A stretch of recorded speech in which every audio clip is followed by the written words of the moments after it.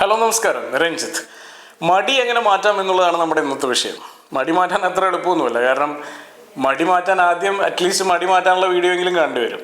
അത് കാണാനും മടിയുള്ള ആളുകളെ സംബന്ധിച്ചിടത്തോളം മടി എന്ന് പറയുന്നത് ഏതെങ്കിലും തരത്തിലുള്ള ഒരു അസുഖവുമായിട്ടൊക്കെ ബന്ധപ്പെട്ട് ഇരിക്കാൻ സാധ്യതയുണ്ട്.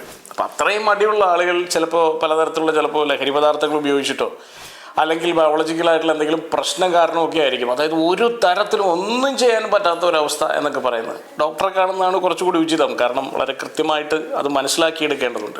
ഇനിയിപ്പോൾ അത്രയും ലെവലിലേക്കൊന്നും നിങ്ങളുടെ മടി പോയിട്ടില്ലെങ്കിൽ ഈ വീഡിയോയിൽ പറയുന്ന കുറച്ച് കാര്യങ്ങൾ കൊണ്ട് നിങ്ങളുടെ മടി ആക്ച്വലി മാറ്റിയെടുക്കാൻ പറ്റും. ഏറ്റവും ആദ്യത്തെ കാര്യം കൃത്യമായ ഗോളുകൾ സെറ്റ് ചെയ്യുക എന്നുള്ളതാണ്. നമുക്ക് ലൈഫിൽ നമ്മൾ ജീവിക്കുമ്പോൾ എന്തിനാണ് ജീവിക്കുന്നത് എന്നുള്ളതിനെക്കുറിച്ച് ഏകദേശം ഒരു ധാരണ വേണം. എന്താണ് നിങ്ങളെ ഏറ്റവും ഇൻട്രസ്റ്റ് ഉണ്ടാക്കുന്നത്, എന്ത് അച്ചീവ് ചെയ്യുമ്പോഴാണ് നിങ്ങൾക്കൊരു സന്തോഷം കിട്ടുന്നത്, ഇതൊക്കെ നിങ്ങൾക്ക് ആദ്യം ഒരു ധാരണ ഉണ്ടെങ്കിൽ തീർച്ചയായിട്ടും നിങ്ങൾക്ക് ലൈഫിൽ ഒരു ഗോൾ സെറ്റ് ചെയ്യാം. ഇനിയിപ്പോൾ ലൈഫിൽ ഒരു 10 വർഷം കഴിയുമ്പോൾ എന്താകണം എന്നുള്ള ഒരു വിഷ്വലൊക്കെ ഉണ്ടാക്കാമല്ലോ. ഏത് തരത്തിലുള്ള വീട്ടിൽ താമസിക്കണം, ഏത് തരത്തിലുള്ള ഡ്രസ്സ് ധരിക്കണം, ഏത് തരത്തിലുള്ള വണ്ടി ഓടിക്കണം, ഇതൊക്കെ ഏകദേശം ഒരു ധാരണ, ഒരു വിഷ്വലൊക്കെ ഉണ്ടാക്കാം. പറ്റുകയാണെങ്കിൽ നിങ്ങളൊരു വിഷൻ ബോർഡൊക്കെ ഉണ്ടാക്കുക. ഈ നിങ്ങൾ ഓടിക്കാൻ പോകുന്ന വണ്ടിയുടെ ഒരു ചിത്രമൊക്കെ വെട്ടിയൊട്ടിച്ച്, നിങ്ങൾ താമസിക്കാൻ പോകുന്ന വീടിൻ്റെ ഒരു ചിത്രമൊക്കെ കേൾക്കുമ്പോൾ ഒരു തമാശയായിട്ടൊക്കെ തോന്നാമെങ്കിലും സത്യം പറഞ്ഞാൽ ഈ വിഷ്വൽസിന് ഭയങ്കര പവറുണ്ട്. കാരണം നമ്മുടെ ബ്രെയിൻ അതിലേക്ക് പതുക്കെ ട്യൂൺഡ് ആവുന്നത് കാണാം. അപ്പോൾ വിഷ്വലുകൾ ഉണ്ടാക്കി വയ്ക്കുക. വേണമെങ്കിൽ നിങ്ങളുടെ ബെഡ്റൂമിലോ നിങ്ങൾ ഏറ്റവും കൂടുതൽ സ്പെൻഡ് ചെയ്യുന്ന സ്ഥലത്തൊക്കെ ഒട്ടിച്ചു വെച്ചോളൂ. അത് മനോഹരമായിരിക്കും. ഭയങ്കര എക്സൈറ്റ്മെൻറ്റാണ്. നമ്മൾ ഈ മറഡോണയുടെയൊക്കെ ചിത്രം, പണ്ട് സച്ചിൻ്റെ ഒക്കെ പോസ്റ്ററൊക്കെ ഒട്ടി വയ്ക്കും. ആരിത് ഒട്ടിച്ചു വെക്കുന്നത്? ബേസിക്കലി അവരെപ്പോലെ ആകണമെന്ന് ആഗ്രഹമുള്ള, അവരെ ആരാധിക്കുന്ന ആളുകളൊക്കെയാണ് അൾട്ടിമേറ്റ്ലി അത് ഒട്ടിച്ചു വയ്ക്കുന്നത്. അവർ മറ്റൊരു സച്ചിനൊന്നും ആയില്ലെങ്കിലും അവർ കുറച്ച് അത്ലറ്റിക് ആയിരിക്കും, അല്ലെങ്കിൽ അവർ കളിക്കാനൊക്കെ പോകുന്നുണ്ടാവും. അതായത് ആ ചിത്രം ആക്ച്വലി അവരെ സ്വാധീനിക്കുന്നുണ്ട്, അല്ലെങ്കിൽ അവരുടെ ആക്ടിവിറ്റീസ് ആ ചിത്രത്തെ സ്വാധീനിക്കുന്നുണ്ട്. ഇത് കോറിലേറ്റഡ് ആണ്.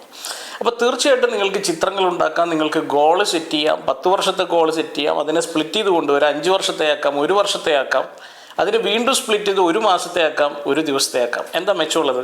നിങ്ങളുടെ 10 വർഷത്തെ ആ വലിയ ഗോൾ ഉണ്ടല്ലോ, അതിനു വേണ്ടിയായിരിക്കും നിങ്ങൾ നാളെ ചെയ്യാൻ പോകുന്ന ആക്ടിവിറ്റി എന്നുള്ളതാണ്. ഇതിനെ സ്പ്ലിറ്റ് ചെയ്ത് കൊണ്ടുവരികയാണെങ്കിൽ അപ്പം നിങ്ങൾക്ക് നാളെ എന്ത് ആക്ടിവിറ്റി ചെയ്യണം, നാളെ ഒന്നും ചെയ്യാനില്ലല്ലോ എന്നുള്ള തോന്നലിൽ നിന്ന് നാളെ ചെയ്യാൻ ചിലപ്പോൾ ഒരു കൊച്ചു കാര്യമുണ്ടായിരിക്കും.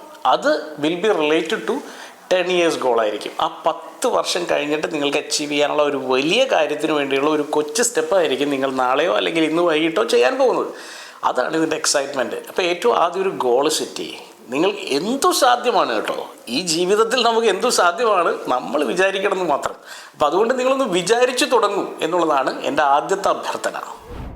രണ്ടാമത്തത് ഇതുമായി അനുബന്ധിച്ച് തന്നെ പറയാനുള്ളതാണ്, സ്റ്റാർട്ട് വിത്ത് സ്മോൾ സ്റ്റെപ്സ് എന്നുള്ളതാണ്. ഒറ്റയടിക്കൊന്നും നമുക്ക് എല്ലാ കാര്യങ്ങളും, ഇപ്പോൾ മാരത്തോൺ ഓടണമെന്ന് വിചാരിച്ചാൽ നാളെ തന്നെ മാരത്തോൺ ഓടിക്കളയാമെന്ന് വിചാരിച്ചാൽ നടക്കില്ല. അപ്പോൾ അതുകൊണ്ട് നാളെ 10 മീറ്റർ ഒന്ന് ഓടി നോക്കൂ. ഇതുവരെ ഓടിയിട്ടില്ലാത്ത ഒരാൾക്ക് മാരത്തോൺ ഓടാൻ സാധിക്കുമോ എന്ന് ചോദിച്ചാൽ ഉറപ്പായും സാധിക്കുമെന്നാണ് എനിക്ക് പറയാനുള്ളത്. പക്ഷേ അത് നാളെയല്ല, വിത്ത് പ്രാക്ടീസ്. അപ്പം നാളെ എത്ര പറ്റുമായിരിക്കും? നാളെ 10 മീറ്റർ ഓടിയാൽ മതി. മറ്റന്നാൾ അതൊരു 12 മീറ്റർ ആക്കിക്കൂടെ? പിന്നീട് അതൊരു 15 മീറ്റർ ആക്കിക്കൂടെ? 20 or 25 ആക്കിക്കൂടെ? പതിയെ അതിനെ നമുക്ക് കൂട്ടിക്കൊണ്ടുവരാം. അതൊരു മാരത്തോണിലേക്ക് നമുക്ക് എത്തിക്കാം. അപ്പോൾ ചുരുക്കി പറഞ്ഞാൽ കൊച്ചു സ്റ്റെപ്പുകളിലൂടെ ചെറിയ മാറ്റങ്ങൾ കൊണ്ടുവരുന്നതിലൂടെ ഒരു വലിയ മാറ്റത്തിലേക്ക് ഒരു പക്ഷേ നമ്മൾ വന്നു എന്ന് വരാം. അപ്പോൾ അതുകൊണ്ട് തന്നെ ചെറിയ സ്റ്റെപ്പുകളിൽ തുടങ്ങുക. ഒരു വീട് മൊത്തം ക്ലീൻ ചെയ്യുന്നതിന് പകരം ആദ്യം നിങ്ങളുടെ മേശ ഒന്ന് ക്ലീൻ ചെയ്ത് തുടങ്ങുക. അപ്പോൾ ഉറപ്പായിട്ടും നിങ്ങൾ പതിയെ ആ ഒരു കൾച്ചറിലേക്ക് വരുന്നത് കാണാം. അടുത്തത് പിന്നെ നമുക്കൊരു 5 minutes ടൈമർ എന്ന് പറയുന്നൊരു കോൺസെപ്റ്റ്. അതായത് നിങ്ങൾ ഒരുപാട് നേരമൊന്നും, അതാണല്ലോ നമ്മുടെ പ്രശ്നം, ഇത് എത്ര നേരം ചെയ്യണം എന്നൊക്കെയാണ് നമ്മളുടെ ഒരു ധാരണ. എക്സസൈസൊക്കെ ചെയ്യാൻ തുടങ്ങുന്ന സമയത്ത് 1 മണിക്കൂർ എക്സസൈസ്, 1 മണിക്കൂറൊന്നും എന്നെ കൊണ്ട് പറ്റില്ല, അപ്പോഴേ വിട്ടുപിടിച്ചു. ഞാൻ പറയുന്നു 1 മണിക്കൂർ ചെയ്യേണ്ടെന്നേ, 5 minutes ചെയ്ത് നോക്കൂ. ഏതെങ്കിലും ഒരു കാര്യം 5 minute നിങ്ങളൊന്ന് ചെയ്ത് നോക്കുക. ചിലപ്പോൾ അതിനകത്തൊരു ഇൻട്രസ്റ്റ് വരുന്നത് കാണാം. അപ്പോൾ 5 minutes റൂൾ എന്ന് പറയുന്ന ഒരു സാധനമുണ്ട്. ഈ 5 minutes നിങ്ങളൊന്ന് ചെയ്യുക. നാളെ അത് 6 ആക്കാം, 7 ആക്കാം, 10 ആക്കാം. പതിയെ 1 മണിക്കൂറിലേക്ക് എത്തിക്കാം. അത് 5 minutes റൂൾ എന്ന് പറയുന്ന ഒരു കോൺസെപ്റ്റിൽ ആരംഭിക്കുക. 5 minute മാത്രം ചെയ്യാം എന്നുള്ള ധാരണയിൽ നിങ്ങൾ ആക്ടിവിറ്റീസ് ചെയ്തു തുടങ്ങുക. പിന്നെ അതുപോലെ തന്നെ 2 seconds റൂൾ, 2 minutes റൂൾ എന്ന് പറയുന്ന വേറെ സാധനമുണ്ട്. അതുപോലെ 2 seconds റൂളുണ്ട്. നിങ്ങൾക്ക് പെട്ടെന്ന് ചെയ്ത് തുടങ്ങാൻ സാധിക്കുന്ന കാര്യങ്ങളുണ്ട്. ചില കാര്യങ്ങൾക്ക് ഇപ്പം തന്നെ തുടങ്ങാൻ പറ്റും. വേറെ പ്രത്യേകിച്ച് പ്രോപ്പർട്ടീസോ ഇൻസ്ട്രുമെൻറ്റ്സോ ഒന്നും ആവശ്യമില്ല. നിങ്ങൾക്ക് ഇപ്പം തന്നെ തുടങ്ങാൻ പറ്റുന്ന ഒരു കാര്യമാണെങ്കിൽ, 2 സെക്കൻഡിനകത്ത് തുടങ്ങാൻ പറ്റുന്ന കാര്യമാണെങ്കിൽ അപ്പോൾ തന്നെ തുടങ്ങും. പ്രോക്രാസ്റ്റിനേറ്റ് ചെയ്യേണ്ട കാര്യം എന്തായിരിക്കുന്നത്? പല ആൾക്കാരും നമ്മൾ നാളെ ചെയ്യാം, മറ്റന്നാൾ ചെയ്യാം, അങ്ങനൊരു ചിന്തയെ വേണ്ട. ഇപ്പം ചെയ്യൂ. നാളെയോ മറ്റന്നാളോ ഉണ്ടോ എന്ന് നമുക്കറിയില്ലല്ലോ, നമ്മളുണ്ടോ എന്ന് നമുക്കറിയില്ലല്ലോ. ഇപ്പം എന്തുകൊണ്ടാണ് ചെയ്യാൻ പാടില്ലാത്തത്? ഇപ്പം ചെയ്യാൻ പറ്റുന്ന കാര്യമാണെങ്കിൽ ഇപ്പോൾ തന്നെ ചെയ്യുക എന്നുള്ളതാണ് ഏറ്റവും പ്രധാനപ്പെട്ട, നമ്മളെ ഏറ്റവും എഫക്റ്റീവ് ആക്കുന്ന ഒരു കാര്യം. മറ്റൊന്ന് ചേഞ്ചിങ് യുവർ എൻവയോൺമെൻറ്റ് എന്നുള്ളതാണ്. പലപ്പോഴും നമ്മൾ ചിലപ്പോൾ കുറേ കാലമായിട്ട് മോണോട്ടോണസ് ആയിട്ടുള്ള ഒരു സ്ഥലത്തിരിക്കുകയായിരിക്കും, ഒരേ മുറിയിലായിരിക്കും, ഒരേ മേശയിലായിരിക്കും, ഒരേ ഇരിപ്പിടത്തിലായിരിക്കും. ഇത് നമ്മൾ ബോറടിപ്പിക്കുന്നുണ്ടാവും. ചിലപ്പോൾ അവിടെയുള്ള ചില സാധനങ്ങൾ, എലിമെൻറ്റ്സൊക്കെ നമ്മളെ ചിലപ്പോൾ പുറകോട്ട് വലിക്കുന്നുണ്ടാവും, ഒരു നെഗറ്റീവ് എനർജി ഫീൽ ചെയ്യുന്നുണ്ടാവും. ലേഔട്ട് മാറ്റിക്കോളും, വേണമെങ്കിൽ മുറിയുടെ കളറ് മാറ്റിക്കോളും, നിങ്ങളുടെ ഒരു സ്റ്റൈല് മാറ്റിക്കോളും, ഇരിക്കുന്ന ഡയറക്ഷൻ മാറ്റിക്കോളും, അല്ലെങ്കിൽ ആ മുറി തന്നെ മാറ്റിക്കോളും. എൻവയോൺമെൻ്റ് ഒന്ന് ചേഞ്ച് ചെയ്യുന്നേ. ഇനിയിപ്പോൾ നിങ്ങൾക്ക് കുറച്ച് ദിവസം വീട്ടിൽ നിന്ന് മാറി നിൽക്കണം, നിങ്ങളുടെ പ്രൊഡക്ടിവിറ്റി ഇൻക്രീസ് ചെയ്യണം, മാറി നിന്നോ. അല്ലെങ്കിൽ ഒരു ടൂർ പോകണോ, ഒന്ന് ടൂർ പോയിട്ട് കറങ്ങിയിട്ട് വന്നോളൂ. പലപ്പോഴും എൻവയോൺമെൻറ്റ് ചേഞ്ച് ചെയ്യുന്നത് നിങ്ങളിൽ പുതിയ എനർജി നിറയ്ക്കാൻ സഹായിക്കും. അപ്പോൾ അതുകൊണ്ട് ഇപ്പോൾ ഇരുന്ന സ്ഥലത്ത് നിങ്ങൾക്ക് ബോറടിക്കുന്നുണ്ടെങ്കിൽ ഒന്ന് മാറ്റി പിടിച്ച് നോക്കുക, ഉറപ്പായിട്ട് ഹെൽപ്പ് ചെയ്യും. മറ്റൊന്ന് അക്കൗണ്ടബിലിറ്റി പാർട്ട്ണർ എന്ന് പറയുന്ന കോൺസെപ്റ്റാണ്. അതായത് നമ്മളൊരു ഉത്തരവാദിത്വം ഏറ്റെടുക്കുകയാണ്, അപ്പോൾ അതിനെ മോണിറ്റർ ചെയ്യാനും അതിനെ ഒന്ന് ശകാരിക്കാനും നമ്മളെ ഒന്ന് ട്രാക്ക് ചെയ്യാനും ഒക്കെ ഒരു പാർട്ട്ണറെ കൂടി വെച്ചാൽ അടിപൊളിയാണ്. അപ്പോൾ പലപ്പോഴും ഈ ജിമ്മിലൊക്കെ നമ്മൾ സ്ഥിരം കാണുന്നതാണ്, ജിം പാർട്ട്ണർ ഉണ്ടാവും. അപ്പോൾ നമ്മളൊരു 10 പുഷപ്പ് അടിക്കുന്നു, അവർ 10 പുഷപ്പ് അടിക്കുന്നു, ഒരുമിച്ച് ചെയ്യുന്നു. ഒരു ചെറിയൊരു കോമ്പറ്റീഷൻ വേണമെങ്കിൽ വർക്കൗട്ട് ചെയ്യാം, അങ്ങോട്ടും ഇങ്ങോട്ടും മോണിറ്റർ ചെയ്യാം. ഇതൊരു സിനർജി ഉണ്ടാക്കും. അപ്പോൾ ഒരു ചെറിയൊരു കോമ്പറ്റീഷൻ എലമെൻ്റൊക്കെ അതിനകത്തുണ്ടാവും. അക്കൗണ്ടബിലിറ്റി അങ്ങോട്ടും ഇങ്ങോട്ടും ഷെയർ ചെയ്യാൻ വേണമെങ്കിൽ ട്രാക്ക് ചെയ്യാം.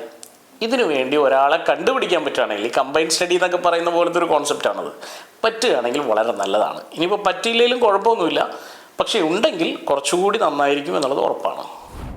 പിന്നെ അതുപോലെ തന്നെ ഞാൻ പല ആൾക്കാരിലും കണ്ടിട്ടുള്ളത്, ഞാനൊരു മടിയനാണ്, ഞാൻ ഇങ്ങനെയായിപ്പോയി, എന്നെക്കൊണ്ട് ഒന്നിനും കഴിയില്ല, എന്നെക്കൊണ്ട് ഒന്നിനും കൊള്ളില്ല എന്നുള്ള തോന്നലൊക്കെ ഉള്ള ആൾക്കാരാണ്. ഒരു കാര്യം ഞാൻ ക്ലിയറായിട്ട് പറയാം, അങ്ങനെ ഒന്നിനും കൊള്ളാത്ത ഒരാളും ഇന്ന് വരെ ഇവിടെ ജനിച്ചിട്ടില്ല.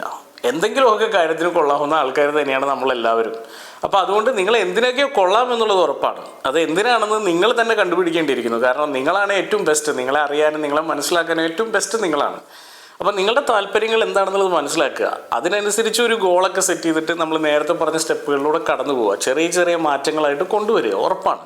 അല്ലാതെ എന്നെക്കൊണ്ട് ഒന്നിനും കഴിയില്ല, എന്നെക്കൊണ്ട് മാറ്റമൊന്നും ഉണ്ടാക്കാൻ പറ്റില്ല എന്നൊക്കെ വിചാരിച്ചിരിക്കുന്നത് അത് തെറ്റാണ്, അത് പൂർണ്ണമായും തെറ്റാണ്. നിങ്ങളെക്കൊണ്ട് വലിയ മാറ്റങ്ങൾ ഉണ്ടാക്കാൻ സാധിക്കും. നിങ്ങൾക്ക് ഏതൊക്കെയോ ഏരിയാസിൽ കഴിവ് തന്നിട്ടുണ്ട്, ആ കഴിവുകൾ കണ്ടുപിടിക്കുക മാത്രമാണ് നിങ്ങൾ ചെയ്യാനുള്ളത്. കണ്ടുപിടിക്കുക, അതിശക്തമായി മുന്നോട്ട് പോവുക. All the best.